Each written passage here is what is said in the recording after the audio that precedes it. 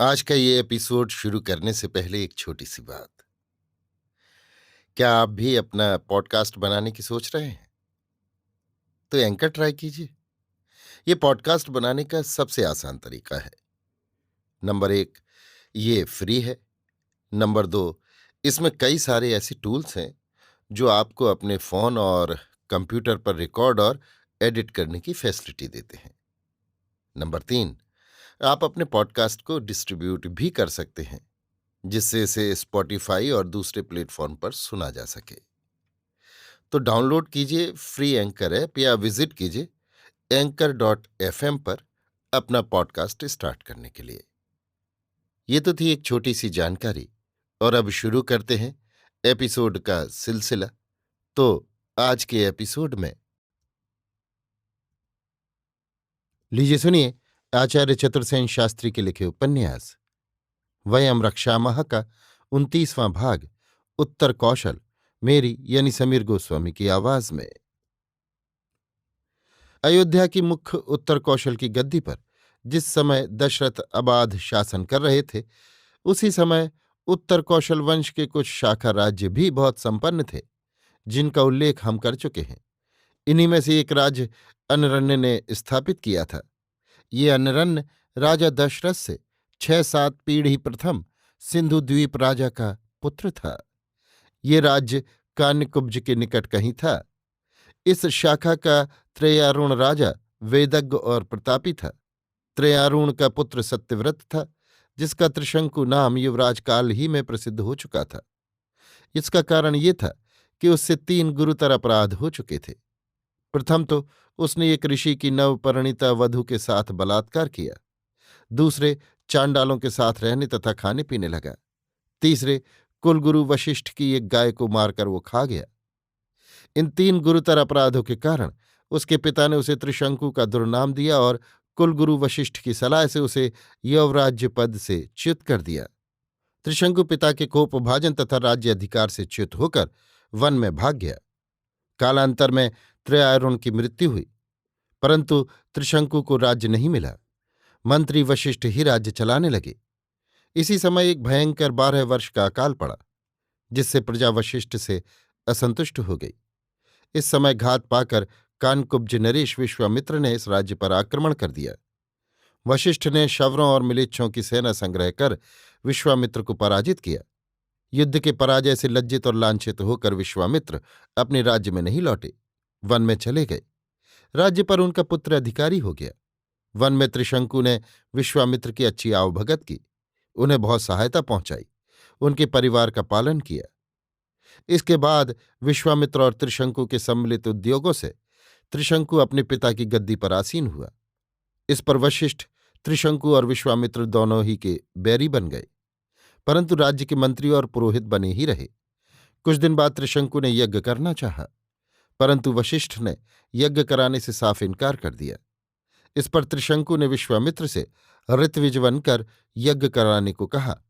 विश्वामित्र राजी हो गए, परंतु वशिष्ठ का विरोध साधारण न था। वे 1 सहस्त्र बटुकों के कुलपति थे, वेद निर्माता ऋषि थे, राज्य मंत्री थे। उनके प्रभाव से कोई ऋषि और देवता त्रिशंकु के यज्ञ में नहीं आया। इस पर विश्वामित्र ने कुपित होकर कहा, मैं नए देवताओं की स्थापना करूंगा। अंत में देवताओं ने यज्ञ भाग ग्रहण किया, परंतु इस राज्य की पुरोहिताई वशिष्ठ ने छोड़ दी। विश्वामित्र उसके पुरोहित हो गए। ये राज्य त्याग कर वशिष्ठ उत्तर पांचाल नरेश सुदास के राज्य में पहुंचे और उस राजा के मंत्री और पुरोहित बन गए। 10 राजाओं के युद्ध में वशिष्ठ ने सुदास की बड़ी सहायता की, उसे जिताया तथा अपने हाथ से उसका राज्याभिषेक किया। परंतु कुछ काल बाद यहां भी विश्वामित्र ने बाधा उपस्थित कर दी। सुदास ने यज्ञ कराने को विश्वामित्र को बुलाया। यज्ञ के मध्य में वशिष्ठ पुत्र शक्ति ने विश्वामित्र को निरुत्तर कर दिया। इस पर विश्वामित्र ने शक्ति को अवसर पाकर जीवित ही जलवा दिया। झगड़ा इतना बढ़ा कि सुदास ने वशिष्ठ परिवार के 100 पुरुषों को मरवा डाला। अब वशिष्ठ खिन्न होकर दक्षिण कौशल नरेश कलमाशपाद के यहां चले गए। वहां विश्वामित्र ने एक विचित्र युक्ति की। किंकर नामक एक राक्षस को राजा का अंतरंग मित्र बना दिया। उसके संसर्ग से उस राजा को नरमांस खाने का चस्का लग गया और उस राक्षस की सलाह में आकर राजा कल्माशपाद वशिष्ठ के सब पुत्रों को मारकर खा गया। वशिष्ठ वहां से भी हटकर अब हस्तिनापुर के राजा संवर्त के राज्य में आए। संवर्त को एक बार सुदास ने युद्ध में हराया था। वही वैर उकसाकर वशिष्ठ ने संवर्त को युद्ध के लिए तैयार किया। अंत में सुदास का संवर्त से घोर युद्ध हुआ, जिसमें सुदास मारा गया। इसके बाद वशिष्ठ फिर उत्तर कौशल की अपनी जगह पर आ गए।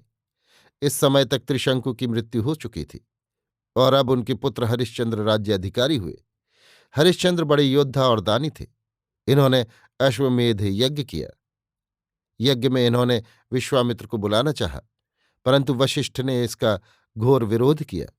विश्वामित्र ने भी ये सुना। इस अपमान को उन्होंने मन ही में रखा। इसी समय एक विचित्र घटना घटी। हरिश्चंद्र के कोई पुत्र नहीं हुआ। तब उन्होंने वरुण की उपासना की और प्रतिज्ञा की कि मैं प्रथम पुत्र को वरुण को बलि दूंगा। कालांतर में पुत्र उत्पन्न हुआ और उसका नाम रोहिताश्व हुआ। परंतु हरिश्चंद्र ने वरुण को पुत्र की बलि नहीं दी। इससे उसे जलोदर का रोग हो गया और उसका कारण संकल्प छेदन से वरुण देव का कोप ही माना गया। बहुत सोच विचार के उपरांत वशिष्ठ की सलाह से ये निर्णय हुआ कि पुत्र के स्थान पर कोई अच्छे कुल का दूसरा लड़का बलि देने से भी वरुण देव संतुष्ट हो सकते हैं। इस पर खोज खाज कर भृगुवंशी अजिगर्त वेद ऋषि को लाया गया और उसने 1000 गाय लेकर अपने मंझले पुत्र सुनहशेष को बलि होने के लिए बेच दिया।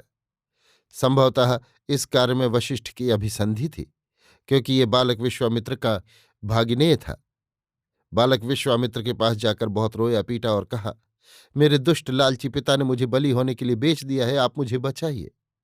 विवश विश्वामित्र यज्ञ में आए। चालाकी से वशिष्ठ इस यज्ञ में ऋत्विज नहीं बने थे।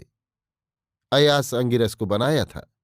जब बालक को लाल वस्त्र पहनाकर वध स्थल पर लाया गया तो कोई पुरोहित इसे यूप से बांधने को राजी नहीं हुआ, जिस पर अजिगर्त वेद ऋषि ही और 100 गायें लेकर इस काम को भी तैयार हो गया और उसने लड़के को यूप से बांध दिया। परंतु विश्वामित्र के प्रभाव से वरुण ने बिना बलि के यज्ञ की पूर्णता मान ली और सुनहशेष बच गया। बच जाने पर अजिगर्त वेद ऋषि हा पुत्र कहकर उसकी ओर दौड़ा। तब उस बालक ने घृणापूर्वक उसे पिता मानने से इनकार कर दिया और वो विश्वामित्र का पुत्र बन गया। अभी आप सुन रहे थे आचार्य चतुर्सेन शास्त्री के लिखे उपन्यास वयम रक्षामः का 29वां भाग उत्तर कौशल, मेरी यानी समीर गोस्वामी की आवाज में।